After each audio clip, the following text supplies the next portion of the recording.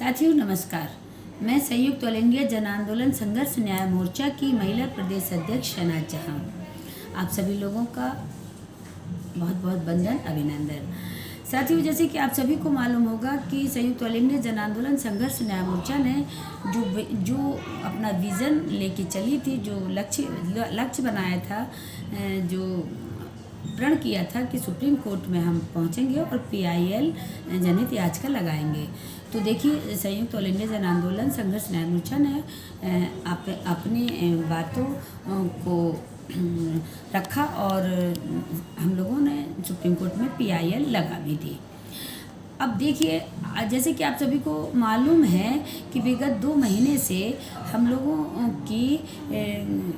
कुछ यूट्यूबर लोग जो है उनकी लाइव में आकर के सारा प्रबंधन तंत्र के कुछ चाटुकार लोग जो है वो आ रहे हैं और अभी तक वो आते रहे, बट अब 1-2 दिनों से नहीं आ रहे हैं क्योंकि अब उनकी पूरी प्लानिंग फेल हो चुकी है। जैसे कि अभी आप सभी को ज्ञात होगा कि 3, 4 और 5 सितंबर को सहारा सेवी केस की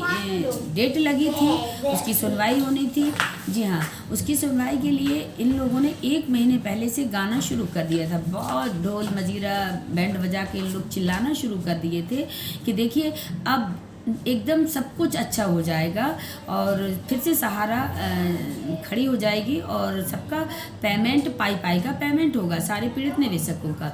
लोग उसमें गुमराह हुए। 1 महीने तक 3, 4 और 5 सितंबर का सभी लोग इंतज़ार करते रहे कि शायद भाई इसमें कुछ हल निकल आए, क्योंकि ये इतने कॉन्फिडेंट के साथ कहते थे। अब इसके बाद जब देखिए इनकी जो सहारा सेवी केस की जो डेट थी, उसमें जब सुनवाई हुई तो उसमें एक निर्णय क्या हुआ है कि जो सहारा को सहारा कंपनी को जो सेवी के पास 24,700 करोड़ रुपए जो देना थे, तो विगत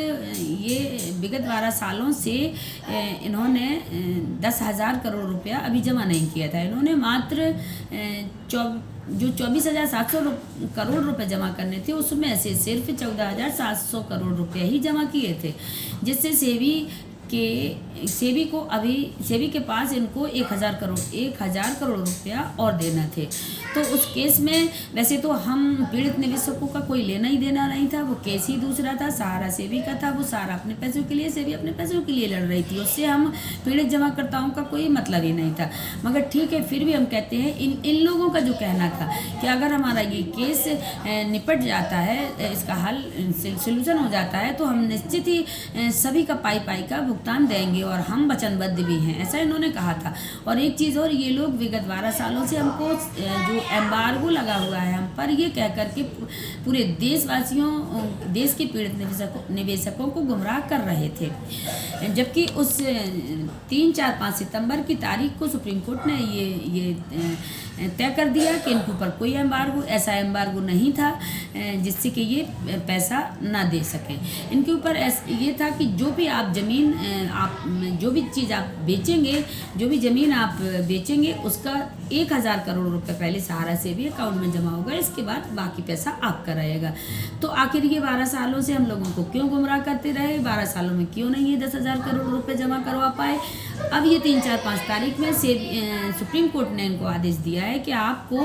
1 महीने के अंदर 1,000 करोड़ रुपए जमा करवाने हैं और 3 महीने का समय दिया है, पूरा मिला के 3 महीने में 9,000 करोड़ रुपया और आपको जमा करवाने हैं। तो कुल में 3 महीने का इनको वक्त दिया गया था कि आप 3 महीने में ये 10,000 करोड़ रुपये जमा करवाएं। तो अब ये देखिएगा, इन्होंने सुप्रीम कोर्ट में फिर से अपना कोई IL लगा के इन्होंने 9 महीने का टाइम मांग लिया। अब मैं आपको ये बताना चाहती हूँ कि आप सभी लोग, जितने भी हमारे क्रांतिकारी साथी हैं और हमारे तमाम जो दर्शक देख रहे हैं, जो लोग भी इस वीडियो को देख रहे हैं, मैं उन सभी से कहना चाहती हूँ कि आप सभी ने देखा होगा कि ये जब सितंबर की 3, 4, 5 तारीख लगी थी, तो इन लोग 1-2 महीने से बहुत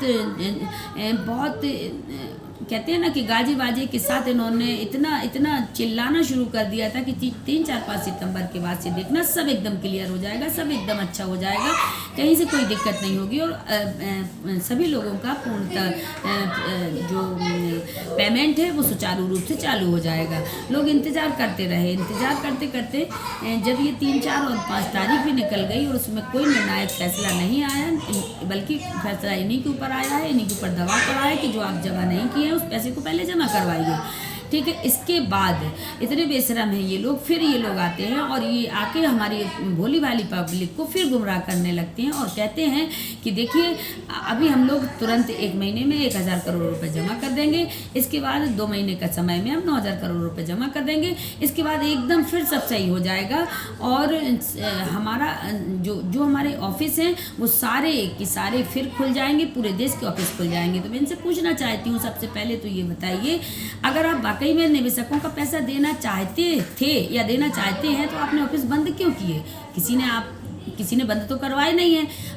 आपकी ये सोची समझी रणनीति थी, रणनीति के तहत आपने ऐसा किया है। आपने 1 साल 2 साल 3 साल आप जहाँ भी रहेंगे, अगर आप वहाँ पे उसका रेंट नहीं देंगे, उस बिजली का बिल नहीं देंगे और जो कर्मचारी वहाँ लगे हैं उनको वेतन नहीं देंगे तो आखिर आपके ऑफिस तो बंद ही होंगे ना। इस तरह से आपने धीरे धीरे चलते हुए रणनीति के तहत आपने पूरे ये देश के 95% ऑफिस बंद कर लिए। ठीक, अब आप कहते हैं, इसमें भी आपने कहा कि आपके ऊपर एम्बार्गो लगा है, वो भी झूठा पड़ गया, आपके ऊपर कोई एम्बार्गो नहीं था, आप झूठ बोलते रहे। अब इसके बाद जब ये देखिए, इनको सीधी सी बात मैं आपको बता दूं कि जो सुप्रीम कोर्ट में संयुक्त ऑल इंडिया जन आंदोलन संघर्ष न्याय मोर्चा ने जो PIL लगाई है, दाखिल की है, जो जनहित याचिका लगाई है, उसको देख के इन लोगों के मन में बहुत बड़ा डर बैठ गया है। इनको मालूम है कि अगर वास्तव में ये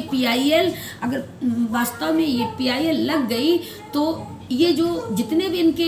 A से लेके Z तक घटिया लोग और जो मतलब मुंह बहकाने वाले और जिन्होंने ये चीटिंग फ्रॉड किया है, वो सारे के सारे पकड़े जाएंगे। तभी से इन लोगों के पेटों में एकदम खलबली